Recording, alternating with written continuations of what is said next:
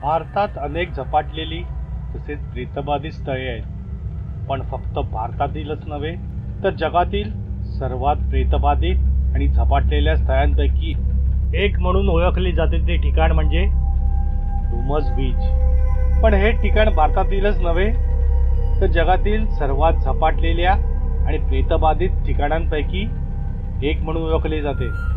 कारण या डुमस बीचचे आहे एक भयानक सत्य जे फार थोड्या लोकांनाच माहिती आहे. आजही लाखो लोक भारतातील सुरतमधल्या या डुमस बीचला भेट देतात. स्वच्छ आणि सुंदर समुद्र किनारा, निळेशार पाणी आणि आभाळाला टेकलेली नारळाची बने आणि सर्वत्र पसरलेली भयान शांतता. म्हणूनच हा डुमस बीच पर्यटकांना आपल्याकडे आकर्षित करतो. पण हे जरी सत्य असले तरी दररोज सूर्योदयापासून सूर्यास्तापर्यंत सामान्य वाटणारा हा डुमस बीच संध्याकाळी मात्र मृत्यूचा सापळा बनतो. तेथील स्थानिक लोकांचे असे म्हणणे आहे की संध्याकाळनंतर जे लोक या डुमस बीचवर जातात ते कधीच परत येत नाहीत. ते सर्वजण कुठे नाहीसे होतात ते कोणालाच माहिती नाही. या मागचे कारण शोधण्याचा तेथील स्थानिक लोकांनी आणि त्याचबरोबर पोलिसांनीही खूप प्रयत्न केला, पण त्यांच्या हाती काहीच लागले नाही. तेथील स्थानिक लोकांचे असे म्हणणे आहे की दुपारनंतर या बीचवर अमानवीय शक्तींचा वावर असतो आणि म्हणूनच ते या डुमस बीचवर दुपारनंतर अजिबात फिरकत नाही. तसेच स्थानिक लोकांच्या म्हणण्याप्रमाणे शेकडो वर्षांपूर्वी डुमस बीच हा असा नव्हता. शेकडो वर्षांपूर्वी हा बीच डुमस बीच म्हणून प्रसिद्ध नव्हता, तर हा बीच एक भले मोठे स्मशान म्हणून प्रसिद्ध होता. याच्या जवळपासच्या तसे आजूबाजूच्या गावातीलही ज्या लोकांचे मृत्यू होत त्या सर्वांची प्रेते या डुमस बीचच्या किनाऱ्यावरती आणली जात आणि मग या किनाऱ्यावरच त्यांचे अंत्यसंस्कार केले जात. असे शेकडो वर्षांपासून चालू होते. त्यामुळे डुमस बीचचा हा किनारा शेकडो वर्षे एक स्मशानभूमीच बनला होता आणि यामुळे डुमस बीचच्या किनाऱ्यावरची सर्व वाळू काळी झाली, कारण त्या वाळूवरच सर्व लोकांची प्रेते जळत असत आणि ती आजही काळीच आहे. आणि त्यामुळेच हा जगातला पहिला किनारा आहे ज्या किनाऱ्यावरची वाळू काळी आहे. म्हणूनच जगातले हे आश्चर्य बघण्यासाठी पर्यटकही आवर्जून या डुमस बीचला भेट देतात. पण शेकडो लोकांचे या किनाऱ्यावरतीच अंत्यसंस्कार झाल्यामुळे त्या सर्वांच्या अस्थी या वाळूमध्येच मिसळलेल्या आहेत आणि म्हणूनच त्या लोकांची अतृप्त आत्मे या किनाऱ्यावरतीच फिरत असतात. आणि याचा अनुभव अनेक पर्यटकांना तसेच तेथील स्थानिक लोकांनाही आला आहे. तेथील स्थानिक लोकांना विचारले असता त्यांनी या डुमस बीच बाबत त्यांना तसेच बऱ्याच पर्यटकांनाही त्यांच्या बाबतीत आलेले भयानक अनुभव सांगितले. आणि त्यातीलच एक भयानक घटना मी तुमच्यासमोर एका कथेच्या रूपात सादर करीत आहे. साधारण 10-12 वर्षांपूर्वीची गोष्ट आहे. सोहम श्रीवास्तव हे प्रसिद्ध व्यावसायिक होते आणि ते मुंबईला राहत होते. त्यांच्याबरोबर त्यांची बायको राधा आणि त्यांची मुलगी मीना असे त्यांचे त्रिकोणी आणि सुखी कुटुंब होते. असे त्यांचे आयुष्य सुखात चालले असताना अचानक त्यांच्या आयुष्यात मिठाचा खडा पडावा तशी एक विचित्र आणि भयानक घटना घडली आणि ज्या घटनेमुळे त्यांचे संपूर्ण आयुष्यच बदलून गेले. एके दिवशी सोहम यांना काही कामानिमित्त काही दिवस गुजरात येथे जावे लागणार होते. तेव्हा तसे त्यांनी त्यांच्या पत्नीलाही सांगितले की मला काही दिवस कामानिमित्त गुजरातला जावे लागणार आहे. तेव्हा ते ऐकून त्यांची पत्नी राधा त्यांना म्हणाली, आजपर्यंत तुम्ही आम्हाला सोडून एकटेच कुठेच कधीच गेला नाही आहात आणि म्हणूनच मी तुम्हाला अजिबात एकटे जाऊ देणार नाही. आम्ही दोघेही तुमच्या बरोबर येणार. सोहम यांनी त्यांच्या पत्नीला समजावण्याचा बराच प्रयत्न केला, पण त्यांच्या पत्नीने त्यांचे काहीच ऐकले नाही. शेवटी मात्र त्यांचाही नाईलाज झाला आणि मग त्यांनीही त्यांच्याबरोबर येण्याची त्यांना परवानगी दिली.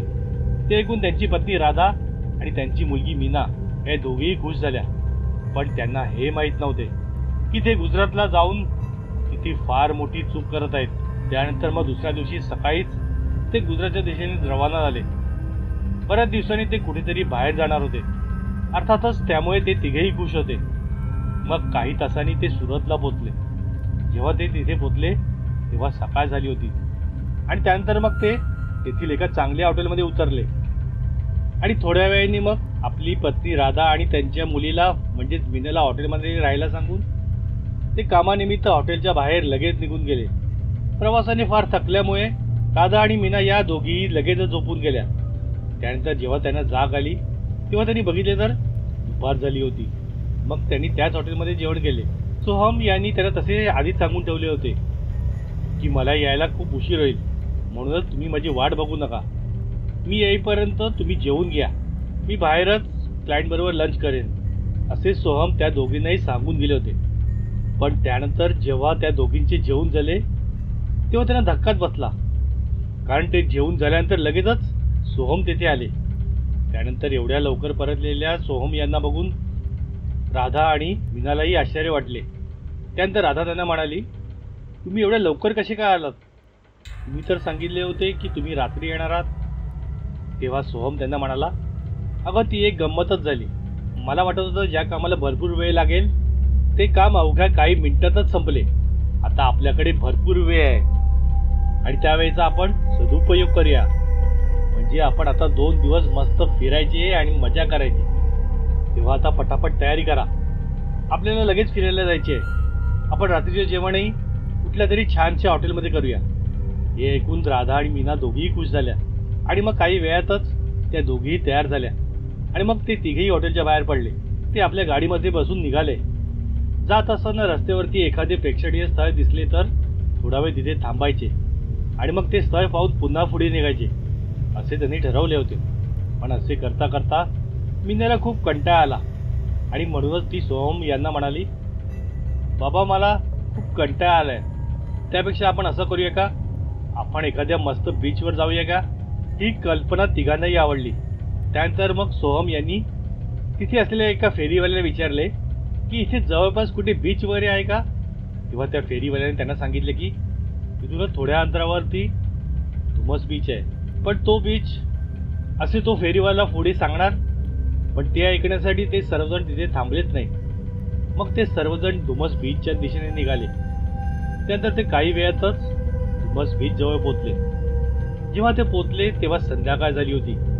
समुद्राचे निळेशार पाणी आणि सुंदर रुपेरी वायू आणि अंगाला झोंबणारा गारगार वारा, तसेच लांबवर पसरलेल्या नारी पोफळीच्या बागा, असे ते सुंदर वातावरण बघून ते तिघेही खुश झाले.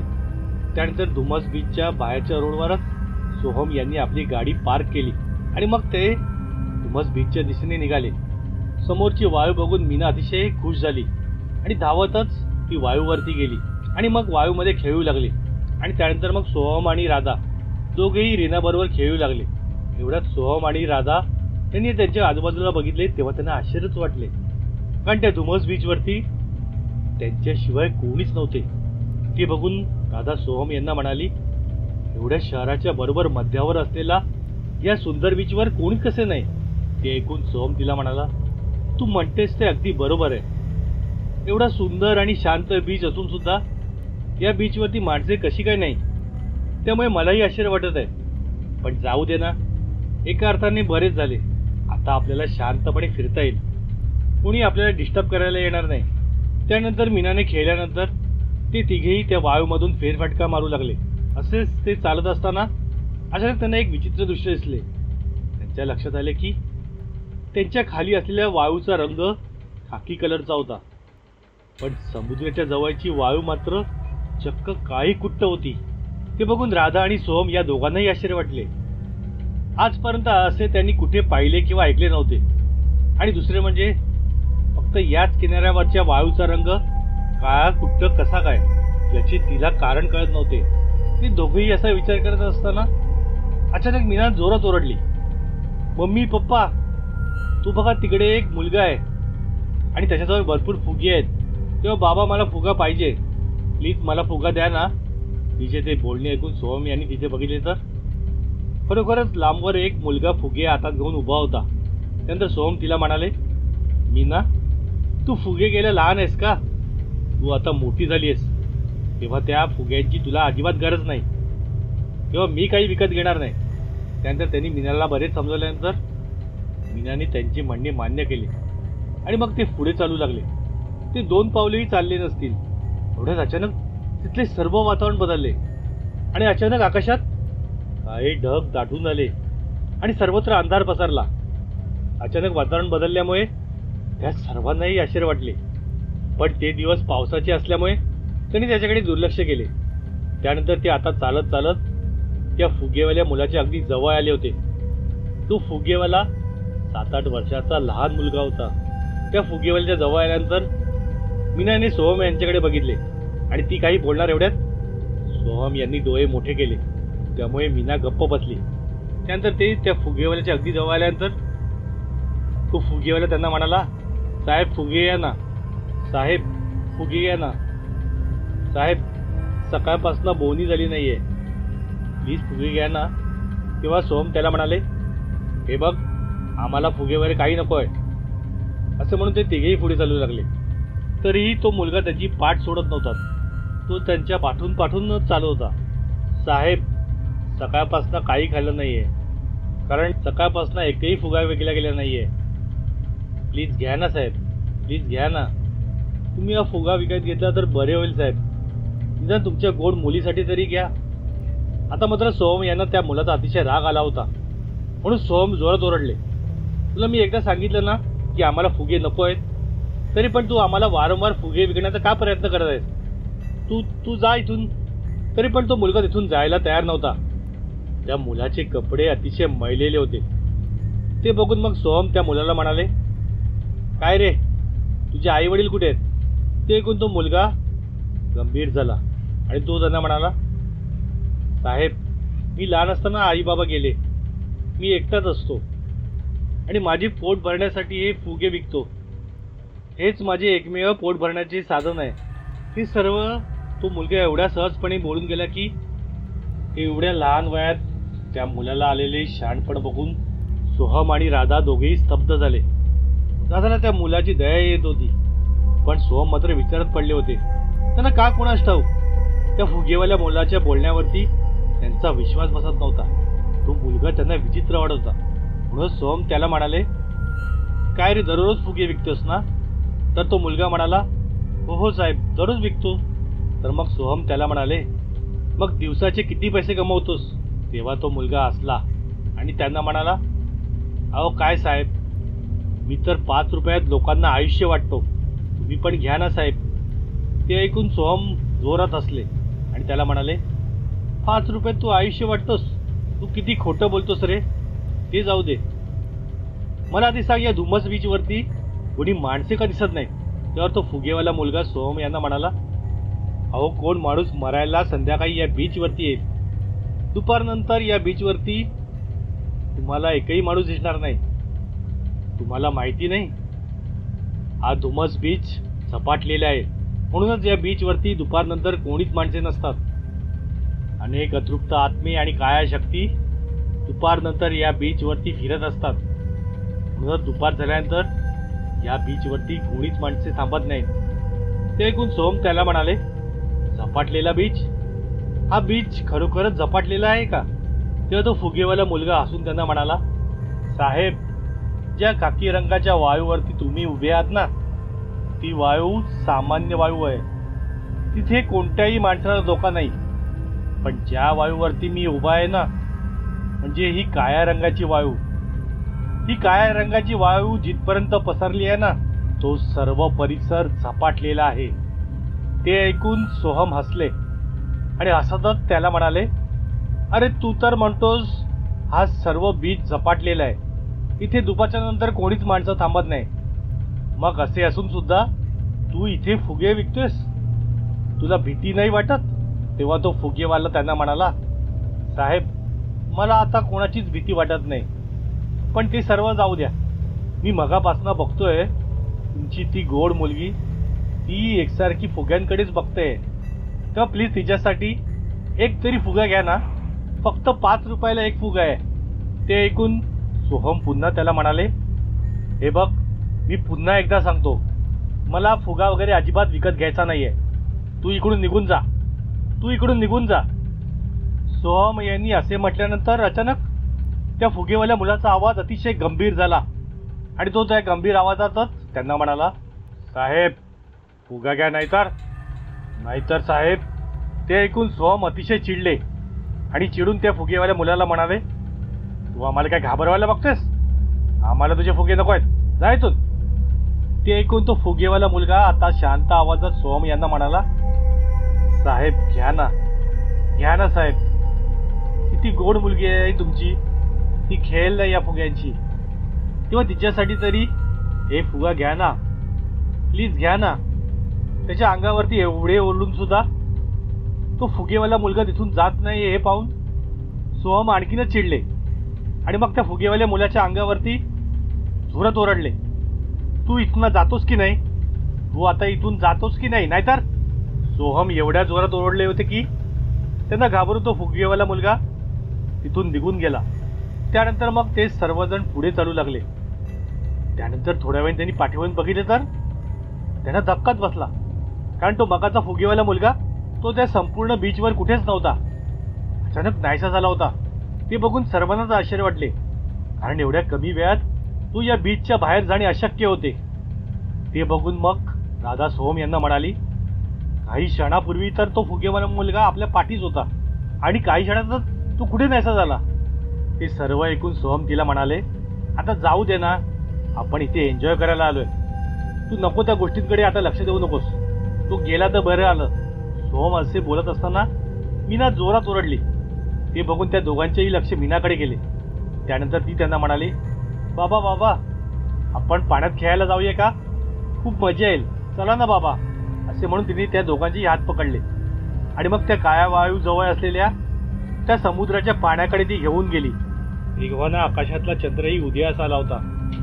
अंगावर शहारा आणणारे थंडगार समुद्राचे पाणी, पायाखालची मऊशार वाळू आणि त्याच्यावरती आकाशातला चंद्र. फार मनमोहक दृश्य होते ते. ते दृश्य पाहून ते तिघेही खुश झाले. आता राधा आणि सोहम तिघेही पाण्यात आले होते.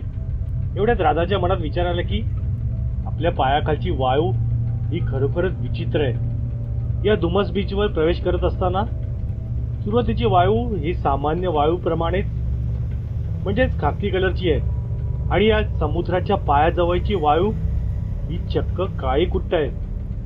कदाचित त्या फुगेवाल्या मुलाच्या बोलण्यामध्ये काही तथ्य तर नाही ना? म्हणजे हा धुमस बीच खरोखरच सपाटलेला तर नाही ना? आणि एवढ्या या मोठ्या बीचवरती एवढा तो लहान वयाचा फुगेवाला मुलगा एकटाच फुगे विकत होता.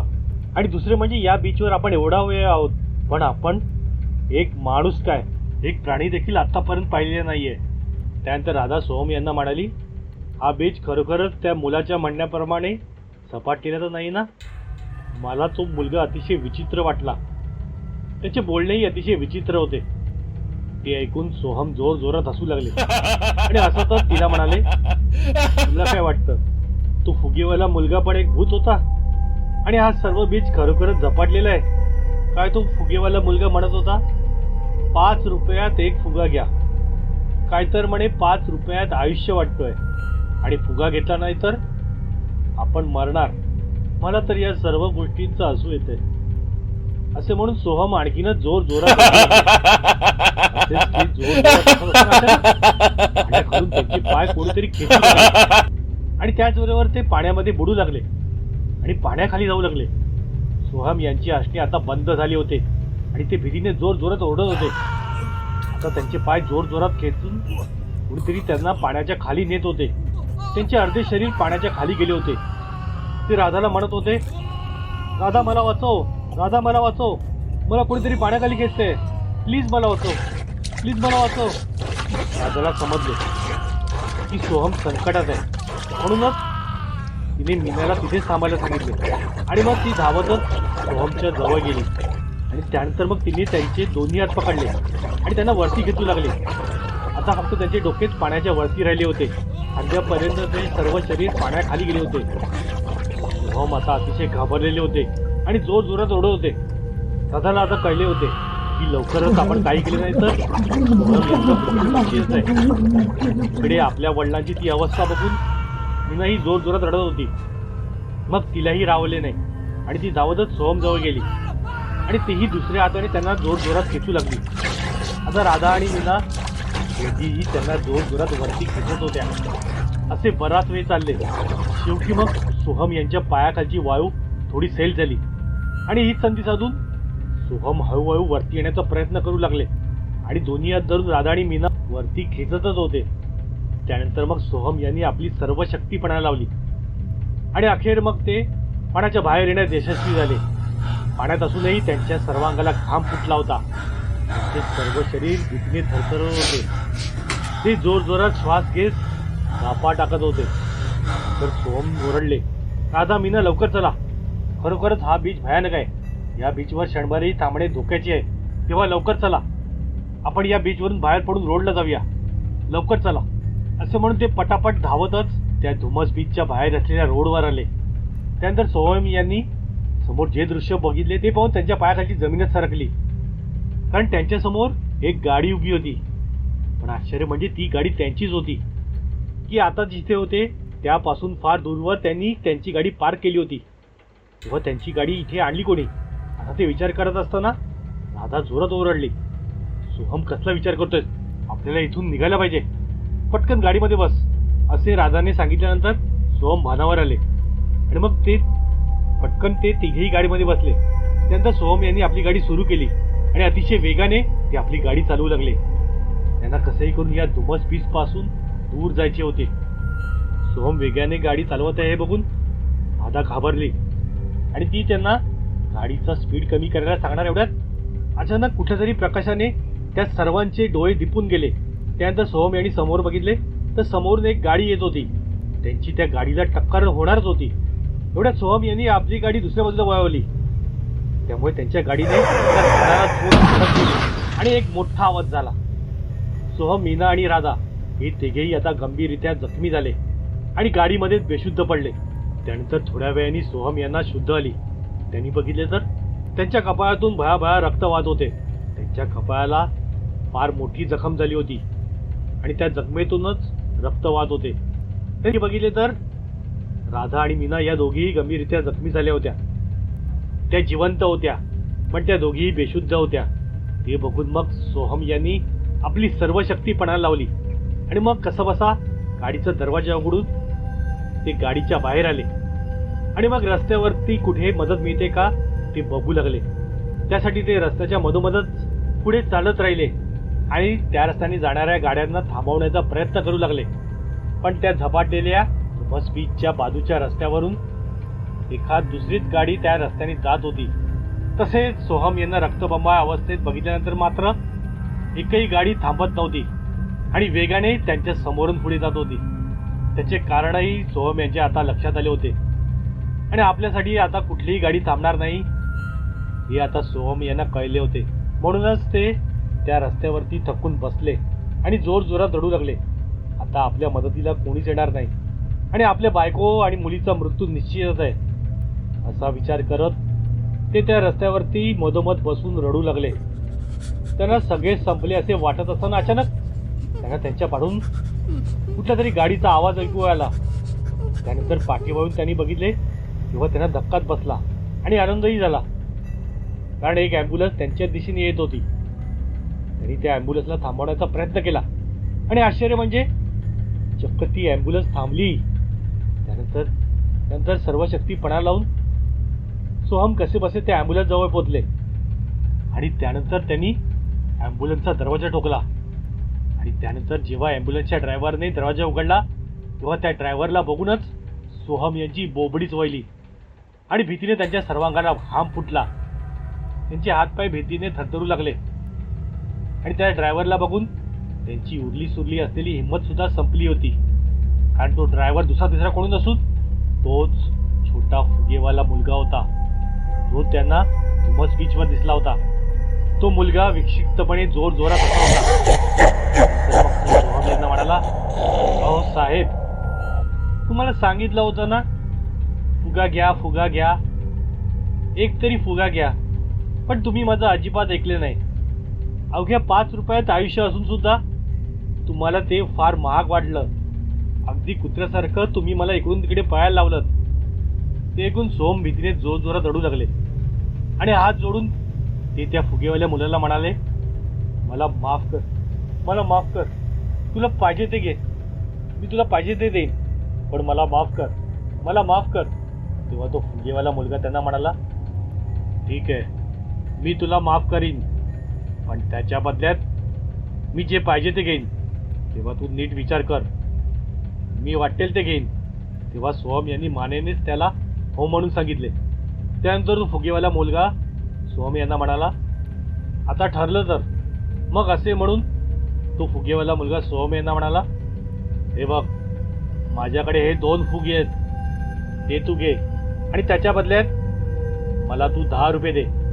असे त्यांनी म्हटल्यानंतर लगेचच सोहम यांनी त्याच्या खिशातले 10 रुपये काढून त्याला दिले आणि त्या बदल्यात त्या फुगेवाल्या मुलाने त्यांना 2 फुगे दिले.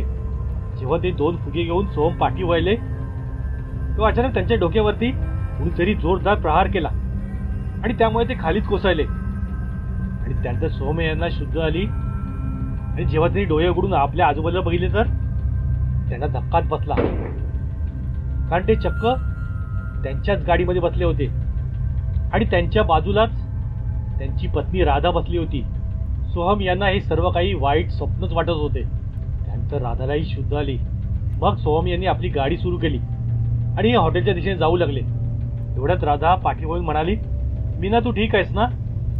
असे म्हणून जेव्हा राधाने पाठी बघितले तेव्हा तिच्या पायाखालची जमीनच सरकली, कारण गाडीच्या पाठच्या सीटवरती चक्क मीना नव्हती. मीना अचानक नाहीशी झाली होती. हे बघून सोहम भीतीने जोरात ओरडले. आता हळूहळू सोहम यांना त्यांच्या बाबतीत काय घडले असावे ते लक्षात आले होते, पण आता खूप उशीर झाला होता. आता त्यांची लाडकी मुलगी मीना ही काही परत येणार नव्हती, कारण त्यांना समजले होते की तो फुगेवाला मुलगा हा मुलगा नव्हता, तर ते एक पिशाच होते आणि त्यानेच त्यांच्या लाडक्या मुलीला म्हणजेच मीनाला त्याच्याबरोबर म्हणजेच मृतात्म्यांच्या जगात घेऊन गेला होता. आणि त्यांनी त्याच्या बदल्यात सोहम आणि राधा या दोघांनाही जीवदान दिले होते. त्यांच्या आणि त्यांच्या पत्नीच्या आयुष्याच्या बदल्यात त्यांनी आपल्या लाडक्या मुलीच्या आयुष्याचा सौदा केला होता. पण आता हे कळल्यानंतर काहीच उपयोग नव्हता, कारण आता सर्व काही संपले होते. त्यांची लाडकी मुलगी मीना आता काही परत येणार नव्हती. त्यानंतर तिथल्या स्थानिक लोकांनी सांगितले की सोहम आणि राधा यांना त्यांच्या एकुलत्या एक मुलीला गमावण्याचे एवढे तीव्र दुःख झाले की त्या दोघांनी सुरतमधल्या त्या हॉटेलच्या रूममध्ये गळफास लावून त्याच दिवशी आत्महत्या केली. अशा अनेक भयानक घटना त्या धुमस बीचवर घडल्या आहेत आणि घडत आहेत. म्हणूनच गुजरात सरकारने देखील दुपारच्या नंतर धुमस बीचवर जाण्यास पर्यटकांना बंदी घातली आहे. आता बऱ्याच लोकांना आणि तेथील स्थानिक लोकांनाही याची पूर्ण माहिती आहे. म्हणूनच ज्या लोकांना या बीचबद्दल माहिती आहे ते दुपारनंतर या बीचवर थांबण्याची चूक कधीच करत नाहीत. दुपारनंतर हा बीच सुनसान होतो आणि तिथे माणूसच काय पण प्राणी सुद्धा थांबत नाही आणि मग तिथे काया शक्तींचे साम्राज्य पसरते. आजपर्यंत या धुमस बीचने शेकडो लोकांचे बळी घेतले आहेत आणि शेकडो लोकांचे बळी घेण्याचे हा धुमस बीच वाट बघत आहे. म्हणूनच गुजरात राज्यातील सुरत शहरामध्ये असलेला धुमस बीच भारतातीलच नव्हे तर जगातीलच झपाटलेल्या आणि प्रेतबाधित स्थळांपैकी एक बनलेला आहे.